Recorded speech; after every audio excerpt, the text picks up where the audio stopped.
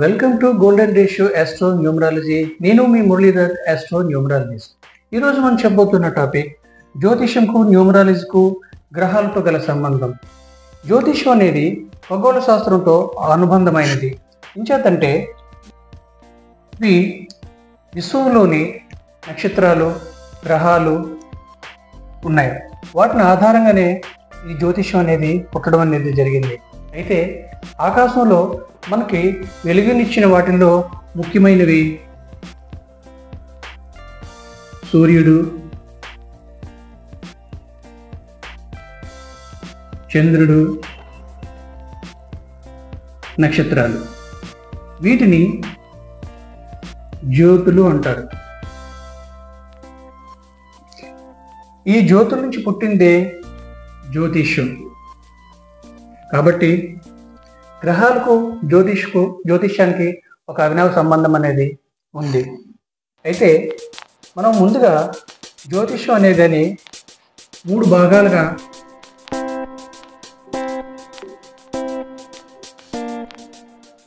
తీసుకుందాం. ఒకటి ముహూర్తం, 2 సిద్ధాంతం, 3 జాతకం.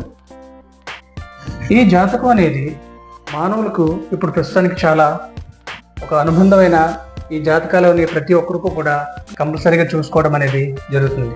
అయితే ఈ జ్యోతిష్యం అనేది వేదంలో ఒకటి ముఖ్యమైనది.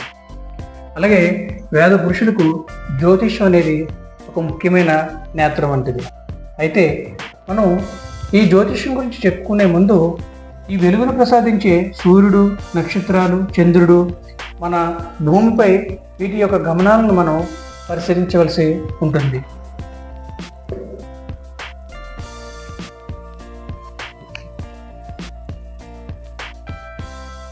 అవి ఏంటంటే, ఒకటి విశ్వకుటుంబం.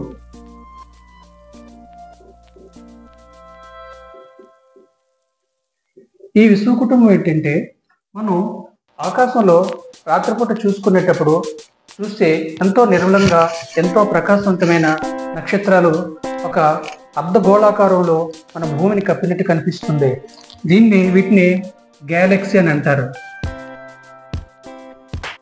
లేదా పాలపుంత అని అంటారు.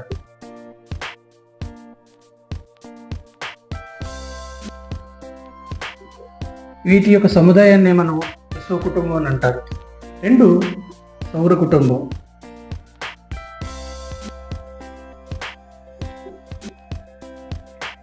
ఈ సౌర కుటుంబం అంటే ఏంటంటే, సూర్యుడి చుట్టూ నవగ్రహాలు మరియు ఉపగ్రహాలు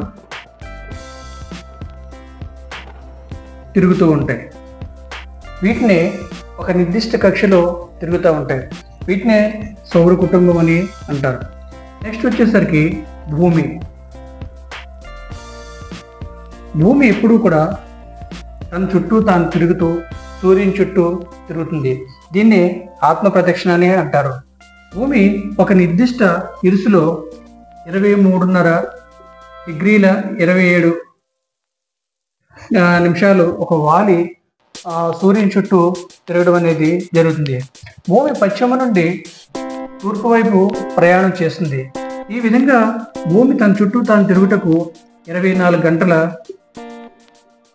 సమయం పడుతుంది. అది సూర్యుని చుట్టూ తిరుగుటకు 365 రోజుల 1.5 రోజులు సమయాన్ని తీసుకుంటుంది. ఈ విధంగా నెక్స్ట్ వచ్చేసరికి చంద్రుడు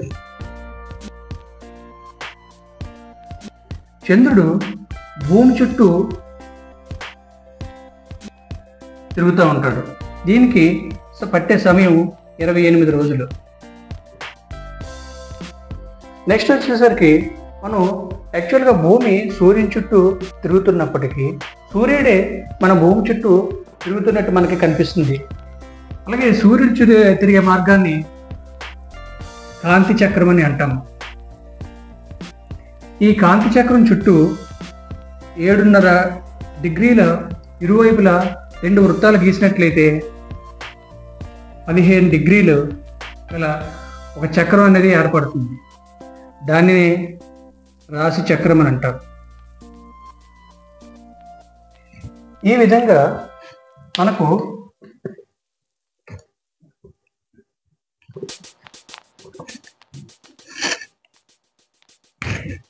సూర్యుడు,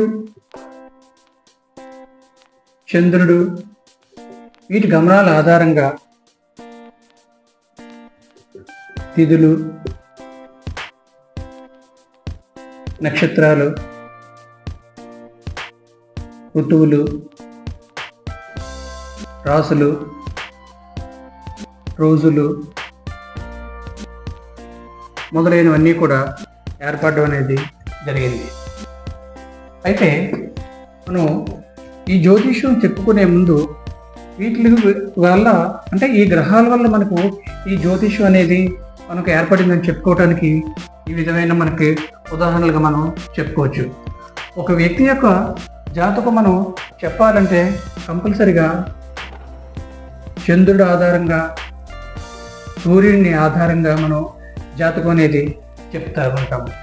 అయితే ఆ చంద్రుడి ఆధారంగా చెప్పుకోనేది గోచారము చెప్పడం అనేది చెప్తాము. సూర్యుని ఆధారంగా చేసుకొని ఆ వ్యక్తి యొక్క జాతకం అనేది చెప్పడం జరుగుతుంది. అంటే ఈ విధంగా మనం జ్యోతిష్యానికి, గ్రహాలకు ఒక విధమైన సంబంధం ఉన్నదని, మనకు వచ్చే ఫలితాలకి కంపల్సరిగా ఈ గ్రహాల మీద మనకి ఆధారపడి ఉన్నదని మనం చెప్పవచ్చు. అంతేకాదు, ఇప్పుడు ఈ గ్రహాల ఆధారంగా మనకు మన భూమిపైన, మన మానవులపైన ఏ విధంగా ప్రభావం చూపిస్తుందని చెప్పుకోవడానికి ఒక ఉదాహరణగా ఏంటంటే, అమావాస్య నాడు, పౌర్ణమి నాడు మనకు భూమిపై అనేకమైన మార్పులు అనేవి కనిపిస్తాయి. అలానే నెక్స్ట్ వచ్చేసరికి సముద్రం, ఆ పౌర్ణమి నాడు అయితే సముద్రం చూసేసరికి కొంచెం అలలు, ఆటుపోట్లు అనేవి మనకి విపరీతంగా పెరగడం అనేది కనిపిస్తుంది. అంటే ఈ గ్రహాల యొక్క ప్రభావం మన మీద, మన భూమి మీద నివసిస్తున్న ప్రతి వాటి మీద ఏ విధమైన ప్రభావం చూపిస్తుంది అనేది చెప్పుకోవడానికి ఒక విధమైన ఉదాహరణగా మనం చెప్పుకోవచ్చు. అంతేకాదు, ఈ జ్యోతిష్యం నుండి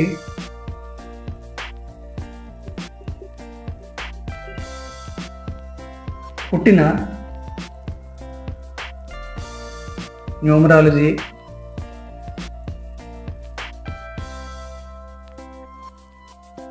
ప్రశ్న, భృగునాడి, హస్త సాముద్రికము ఇవన్నీ కూడా గ్రహాలతో సంబంధం అనేది ఉంది. అది ఎలా అంటే, ఫర్ ఎగ్జాంపుల్ న్యూమరాలజీ తీసుకుందాము. ఈ న్యూమరాలజీని తీసుకుంటే మనకి నవగ్రహాలు అనేవి 9. న్యూమరాలజీలో అంకెలు అనేవి 9 అంకెలు. ఈ 9 అంకెలు 9 గ్రహాలకు 1, 2, 3, 4, 5, 6, 7, 8, 9 ఈ 9 సంఖ్యలకు ఈ నవగ్రహాలైన 1 రవిని సూచిస్తుంది, 2 చంద్రుడిని సూచిస్తుంది, 3 గురుడిని సూచిస్తుంది, 4 రాహువుని సూచిస్తుంది, 5 బుధుడిని సూచిస్తుంది, 6 శుక్రుడిని, 7 కేతువుని, 8 శని, 9 కుజుడు. ఈ విధంగా 9 అంకెలు 9 గ్రహాలకి మనం పోల్చి ఈ న్యూమరాలజీ అనేది చెప్పడం అనేది జరుగుతుంది. ఫర్ ఎగ్జాంపుల్, ఒక వ్యక్తి యొక్క పేరుని తీసుకున్నాం అనుకోండి. ఆ పేరు యొక్క కొన్ని న్యూమరాలజీ ప్రకారం కొన్ని వైబ్రేషన్ వాల్యూస్ అనేవి ఇస్తాం. వైబ్రేషన్ వాల్యూస్ ఇచ్చినప్పుడు టోటల్ ఆ వైబ్రేషన్ వాల్యూస్ టోటల్గా కలుపుకున్నట్లయితే 5వ నెంబర్ని వచ్చింది అనుకుందాము. ఫర్ ఎగ్జాంపుల్, ఈ 5వ నెంబర్ అనేది ఇందులో మనం చూసుకున్నట్లయితే 5 బుధుడిని సూచిస్తుంది. అంటే ఈ వ్యక్తి బుధుడి యొక్క ప్రభావం, బుధుడి జాతకుడని, దీని యొక్క ప్రభావం, బుధుడి యొక్క ప్రభావం ఈ వ్యక్తిపై ఎక్కువగా ఉంటుందని మనం ఈ విధంగా తెలుసుకోవచ్చు. Okay, thank you for the watching.